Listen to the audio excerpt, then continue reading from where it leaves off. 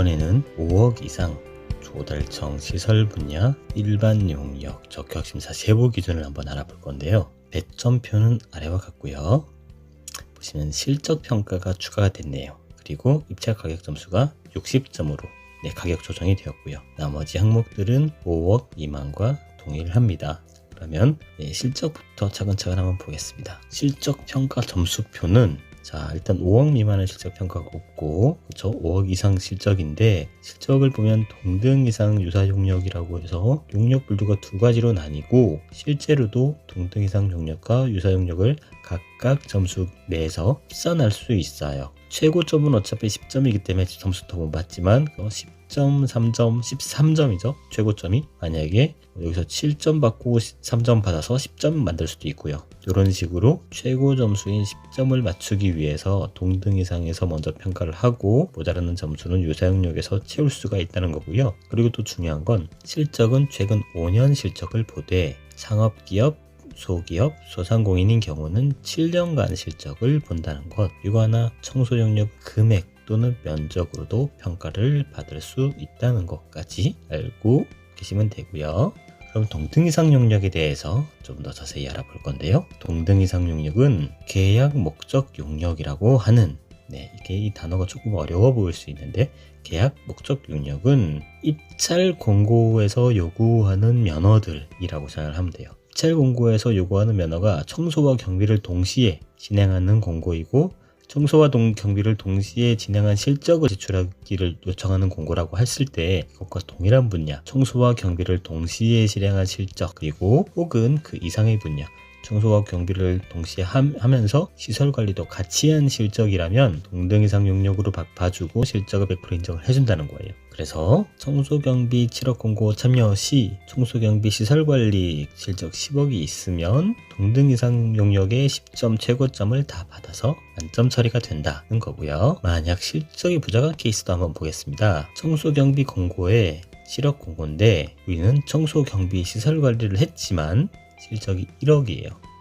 1억이라고 해서 봤더니 1억이면 10%는 넘지만 40%가 안 되죠. 그럼 7점을 맞는 거네요. 10점이 만점이었는데 마이너스 3점. 만점 대비해서는 마이너스 3점이야. 그러면 유사용역으로 점수를 더 받아야 된다는 상황이죠. 유사용역은 계약 목적 용역이라고 공고에서 요구하는 면허들 중에서 한 개 이상의 분야가 미포함된 것. 두 가지니까 청소 실적만 체크를 한다거나 경비 실적만 제출해서 낼 수 있다는 얘기인데, 그러면 청소와 경비를 동시에 수행해야 되는 7억 공고에 참여할 때 경비만 수행한 실적이 10억 있으면 유사용역 점수는 100% 이상 점수, 100% 이상이 돼요. 위에서가 경비만이라도 한 점수, 적어도 3점짜리 점수는 받을 수 있다는 거죠. 이렇게 이 점수를 동등 이상 용역 점수와 합산할 수도 있다는 거예요. 그리고 유사용역 실적에 대해서 아셔야 되는 게 있는데, 유사용역인데 계약 목적 용역이 하나, 청소 하나뿐, 청소든 경비든 마찬가지지만 한 가지 면허 있는 공고 있을 때 이때 한 개 이상의 분야가 미포함되어야 한다는 게 이 조건이었기 때문에, 면허가 하나면 청소 실적을 제외하고 라고 하니까 제외하면 없죠. 조건이 없어지죠.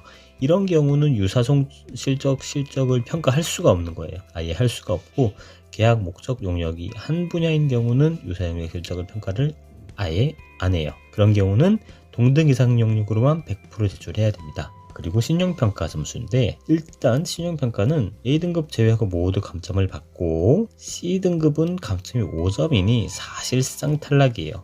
신인도에서 점수를 4점 넘게 받고 입찰 가격에서 1점 넘게 받고 해서 통과할 수 있는 가능성이 있긴 하지만 사실상은 탈락이라고 생각하셔야 되고, B등급이라는 건 B0, B+, B0, B- 셋 다 포함하는 거고, 이러면 마이너스 1점 이상 감점인데, 만약에 중소기업 확인서, 소기업이나 소상공인 두 개의 확인서가 있으면 여기서 플러스 1점을 받으니 플러스 1점과 마이너스 1.2점에서 마이너스 1.2점 정도 여전히 감점이 발생하는 상황이 되는 거죠. B등급 정도가 되면 신용평가에서도 일정 부분 감점이 있구나.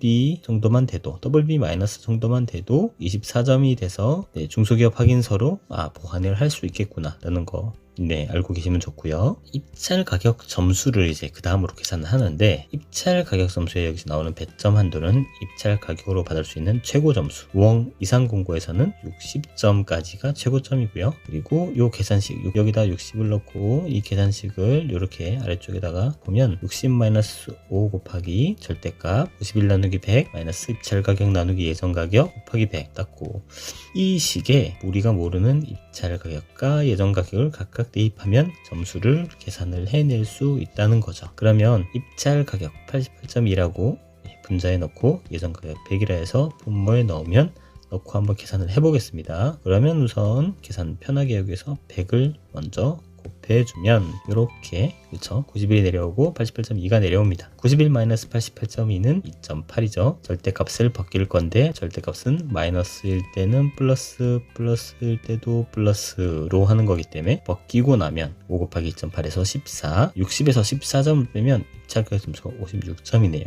입찰 가격에서 플러스 1점을 받았습니다. 이렇게 계산하시면 돼요. 예정 가격과 입찰 가격을 넣어서 계산을 하시면 돼요. 그러면 총 점수 합산을 한번 보겠습니다. 입찰 가격 점수 총 적격점수 합산 점수는, 합격 점수는 85점인데 시공 경험 10점인데 아까 저희가 계산해봤더니 동등기상 능력 7점에 유사 영역 3점을 해서 10점이 넘었습니다. 경영 상태 23.8점. 요거는 B등급이네요. 근데 신용평가 B등급일 때 이렇게 감점을 받았고, 입찰 가격에서도 56점으로 해서 플러스 1점을 더 받았네요. 신인도로도 소기업 플러스 1점을 더 받고, 감점 하나 있고 추가점이 2개가 있으니까 다행히 합산 점수가 85점 이상, 86점으로 돼서 적격 심사를 통과하는 걸 확인할 수가 있습니다.